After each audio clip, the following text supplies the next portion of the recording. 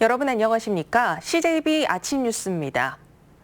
지난 6월 CJB 뉴스를 통해 많은 시민들이 이용하는 버스 정류장에는 이렇다 할 폭염 대책이 없다는 내용 보도해드렸는데요. 청주시가 에어커튼과 열차단 필름을 설치하는 등 실질적인 대책 마련에 나섰습니다. 진기훈 기자입니다. 연일 이어지는 찜통 더위 속에 도내 대부분 지역에는 폭염경보가 며칠째 이어지고 있습니다. 낮 최고 기온이 35도가량을 보이면서 그야말로 가만히 서 있기도 힘든 정도의 더운 날씨가 이어지고 있는데요. 이런 날 특히 버스 정류장에서 버스를 기다리는 시민들의 불편함은 더욱 클 수밖에 없습니다. 습하고 일단 사람들이 많다 보니까 왔다 갔다 하는 사람도 많고, 그리고 아스팔트 바로 옆에 있어가지고 더운 열기가 너무 많이 와가지고.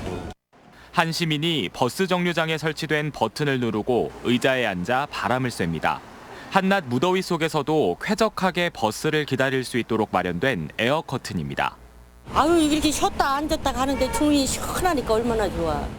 찌는 듯한 폭염 속에 버스를 기다리는 시민들의 불편을 덜기 위해 청주시 4개 구청에서 버스 정류장에 대한 폭염 대책을 마련한 겁니다. 에어커튼과 열차단 필름의 형태로 각 구청마다 노선이 많아 유동인구가 많은 정류장 10곳씩 총 40개 정류장에 설치했습니다.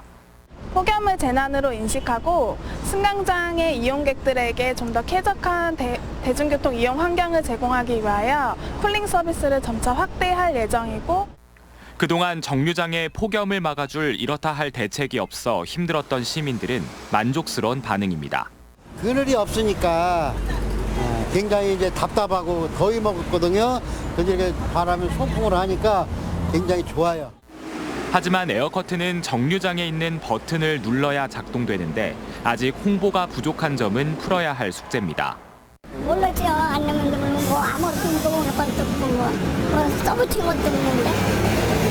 청주시는 시민들이 무더위에도 대중교통 이용에 불편함이 없도록 시내 모든 정류장에 폭염 대책을 확대해 나갈 계획이라고 밝혔습니다.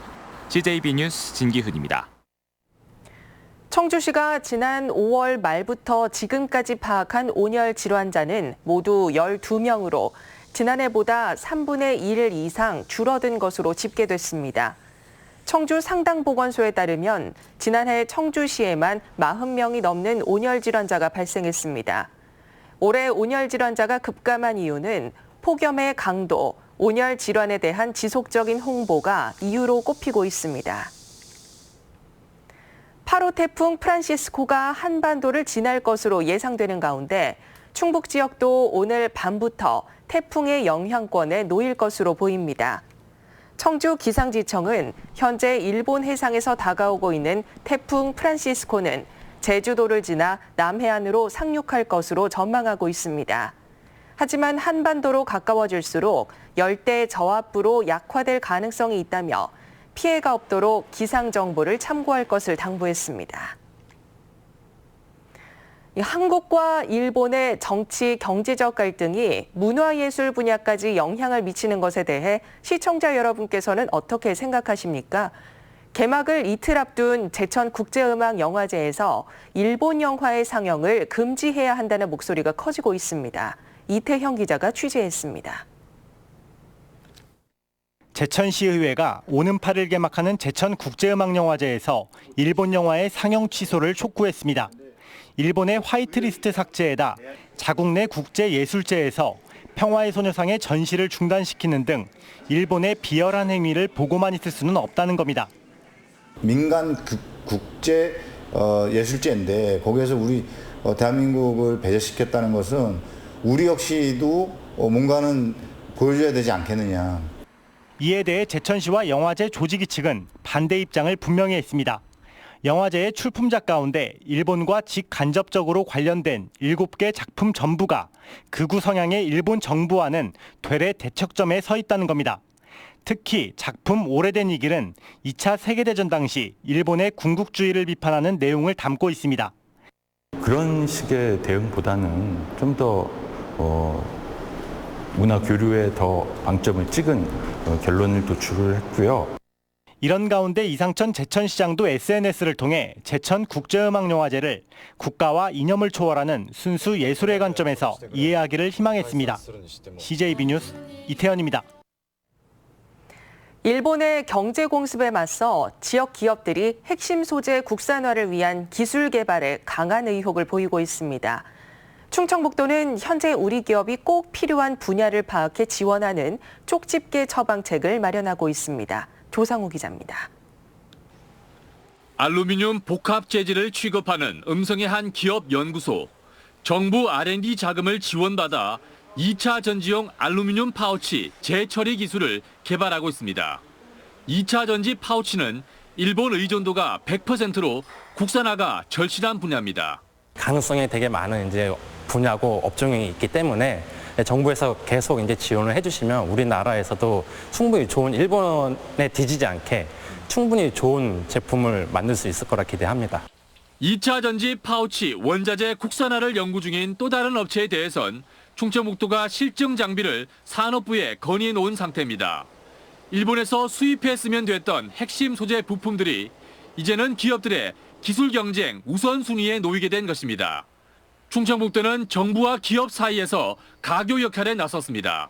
일본에서 수입해 갖고 오는 부분을 국산화할 수 있는 이런 아이템들이 여러 건 지금 발굴이 됐습니다. 그래서 그런 부분에 대해서는 R&D를 적극적으로 정부에서 좀 도와줘야 된다. 그래서 지들이 건의서를 만들어서 이미 건의서를 제출을 했고요. 정부가 발표한 소재, 부품, 장비, 경쟁력 강화 대책에 맞춰 충북의 관련 산업 육성조례도 서둘러 제정할 필요가 있습니다. 일본과의 극한 대치는 결국 기술 자립이 관건인 만큼 R&D 인력에 대해 근로시간 단축을 예외로 해야 한다는 목소리도 커지고 있습니다. CJB 뉴스 조상우입니다. 일제강점기 옥천 출신 정지용 시인이 그의 작품 향수에서 언급한 얼룩배기 황소는 바로 칙소입니다.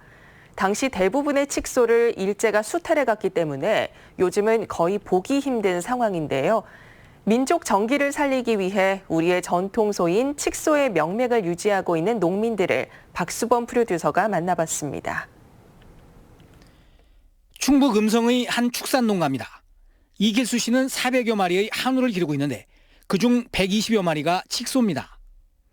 이 씨는 일제가 도태시킨 칙소를 복원하는 것은 민족 정신을 살리는 것이라고 말합니다.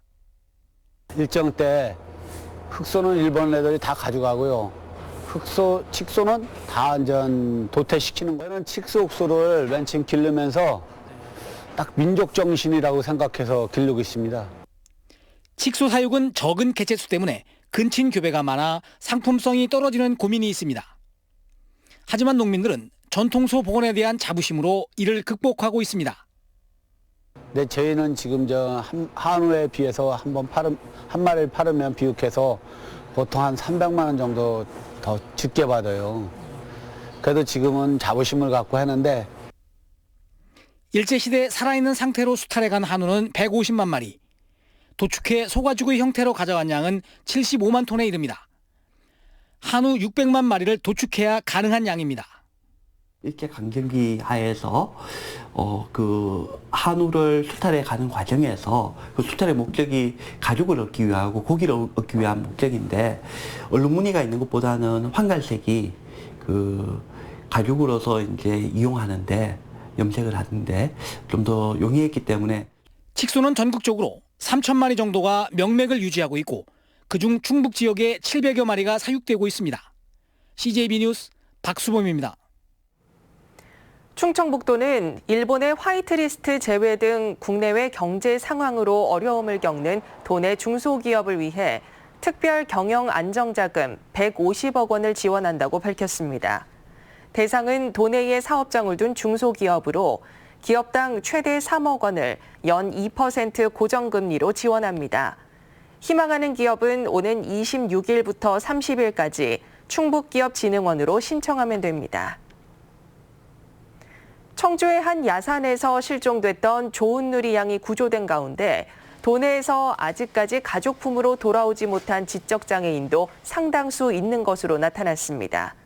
충북경찰에 따르면 최근 5년간 도내 실종 신고된 지적장애인은 1,164명으로 이 중 1,156명은 발견됐지만 나머지 8명은 여전히 행방을 찾지 못하고 있습니다.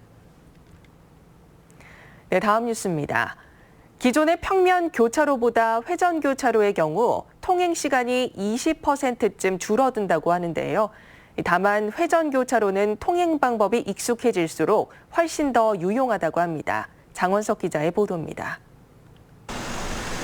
극심한 정체 현상을 빚던 두 곳의 교차로를 이어 만든 땅콩형 회전 교차로입니다. 7방향 모두 신호대기에 따른 교통 정체나 안전사고가 사라졌습니다. 도심 주도 4곳의 교차로가 회전 교차로 체계로 변신한 겁니다. 충주시는 올해 7곳을 추가로 설치하면서 회전 교차로 수를 모두 13곳으로 늘렸습니다. 안 쓰고 잘 봐서 안 보되게 가니까 시간이 많이 절약되고 좋지. 근데 써보니까 안전해. 행정안전부에 따르면 회전 교차로 설치로 교통사고 사상자 수는 50.3%, 통행시간은 17.1% 감소한 것으로 나타났습니다. 회전교차로 진입부 및 그 교차로 내에서 감속 운행을 유도해서 물리적으로 교통사고 요인을 억제하는 것입니다. 안전한 교차로 이용을 위해서는 회전 차량에게 통행 우선권을 양보하고 반드시 반시계 방향으로 진입해야 합니다. 회전 중인 차량이 우선이므로 진입 차량은 좌측 방향 지시등을 켜고 서행하면서 진입하시면 됩니다. 충주시는 교통 혼잡과 사고 다발 지역인 시청 앞 광장에도 다음 달까지 회전 교차로를 설치할 방침입니다. CJB 뉴스 장원석입니다. 청주시의 상반기 토지와 아파트 거래량이 모두 감소한 것으로 나타났습니다. 한국감정원에 따르면 올해 상반기 청주시 토지 거래는 1,097만여 제곱미터로 지난해 같은 기간보다 8.1% 줄었습니다. 올 상반기 청주의 아파트 거래 역시 지난해와 비교해 30.9%가 감소했으며 매매와 전세 가격도 제곱미터당 각각 평균 10만 원과 6만 원 하락했습니다.